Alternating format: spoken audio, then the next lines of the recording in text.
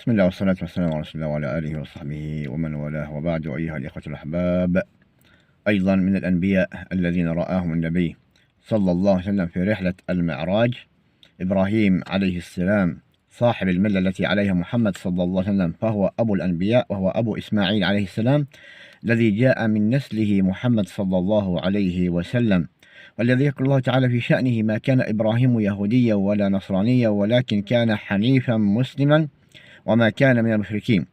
فهو في أعلى السماوات ما يمثل من توحيد وحنيفية سمحة. ورؤية النبي محمد صلى الله عليه وسلم لإبراهيم عليه السلام هي الرؤية الحق والإسلام والملة الأولى، مع ما لإبراهيم عليه السلام من ارتباط وثيق بالأرض المباركة فلسطين، فهي الأرض التي هاجر إليها عليه السلام لما قال: إني ذاهب إلى ربي سيهدين.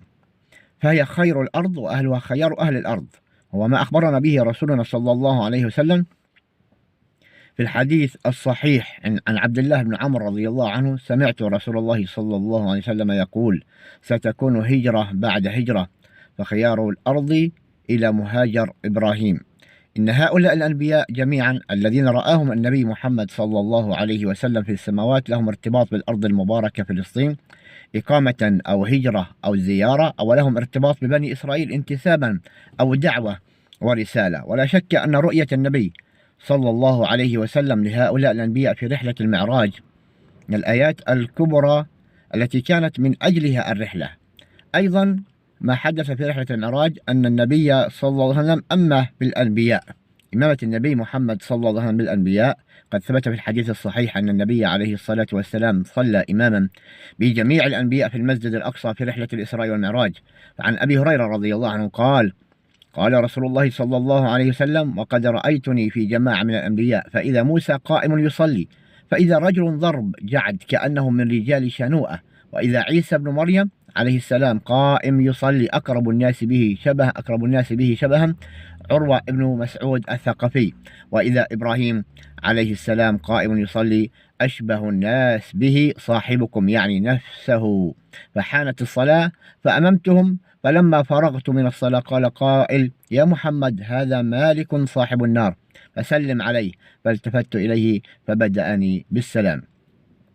ولا شك أن هذه الآية من آيات الله الكبرى رآها أو أراها لنبيه صلى الله عليه وسلم، ويمكننا الوقوف عند بعض الدلالات فيها.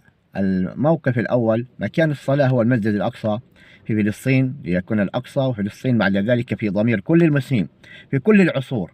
فها هم الأنبياء جميعا ينتظرون النبي صلى الله عليه وسلم. هذا النبي صلى الله عليه وسلم ينتظرونه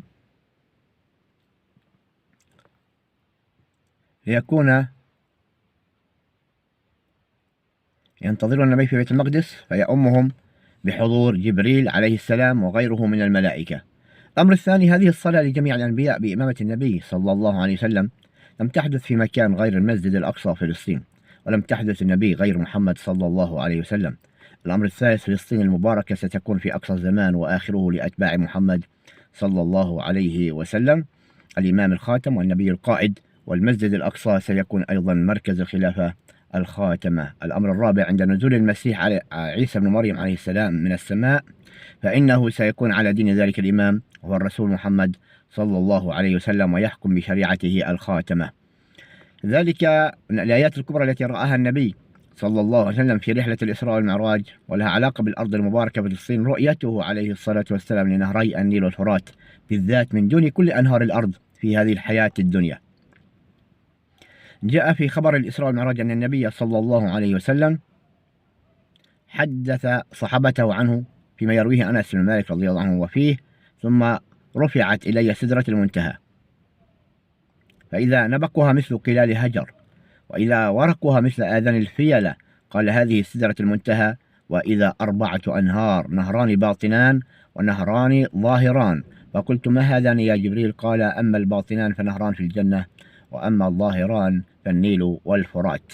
فهل يعقل أيها الأخوة الأحباب أن تكون رؤية النبي صلى الله عليه وسلم للنيل والفرات في السماء من باب التسلية أو التمتع، أم أن النيل والفرات يرمزان إلى خصوصية المكان في الأرض وإلى إشارات الأحداث كبرى تجري بين هذين النهرين، ويبدو لي أن هذه آية من آيات الكبرى، آية من الآيات الكبرى المتضمنة في الآية لنريه من آياتنا، ليعرف المسلمون أن المنطقة الواقعة بين هذين النهرين النيل والفرات هي منطقة صراعات مستمرة مع بني إسرائيل، وأن بني إسرائيل سيكون لهم إفساد ثان في الأرض المباركة فلسطين وما حولها، وهو ما نراه الآن فعلا، والله أعلى وأعلم.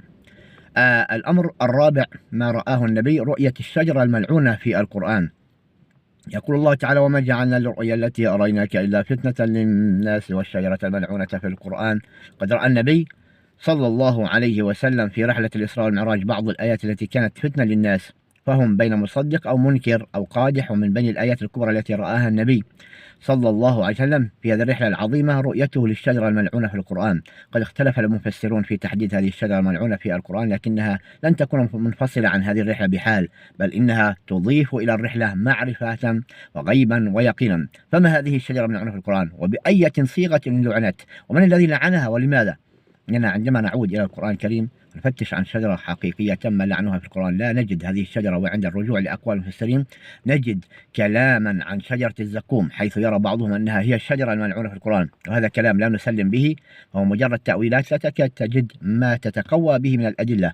ونحن بحاجة إلى إعادة التدبر والتأمل في قوله تعالى: أذلك خير نزلا أم شجرة الزقوم لجعلناها فتنة للظالمين إنها شجرة تخرج في أصل الجحيم طلعها كأنه رؤوس الشياطين. فليس في الآيات ما يشير من قريب أو بعيد إلى أن شجرة الزقوم ملعونة، ولم يرد في القرآن الكريم لعن لها، بل هي من جنود الله تعالى يعذب بها الكافرين والمجرمين، وحالها كحال النار والجحيم والمهل ومقامع الحديد وسرابيل القطران وخزنة جهنم، ولله جنود السماوات والأرض وكان الله عزيزا حكيما. وما يعلم جنود ربك إلا هو. إن شجرة الزقوم لم ترتكب ذنبا لتلعن به، وهي طعام الأثيم لأهل النار. إن شجرة الزقوم طعام الأثيم كالمهل يغلي في البطون، ولذا فلا نستطيع أن نسلم بلعنها. إذن فما هذه الشجرة من القرآن؟ جاء في تفسير أبي القاسم الكعبي البلخي: والشجرة من العنف في القرآن يجوز أن يكون المراد بها الكفار. وفي تفسير ابن أبي بكر الأصم: الشجرة الملعونة في القرآن هي اليهود. وفي زاد المسير لأبي الفرج ابن الجوزي يورد 3 أقوال في تفسير الشجرة الملعونة. أحدها إن الشجرة كناية عن الرجال على ما ذكرنا عن سعيد بن المسيب.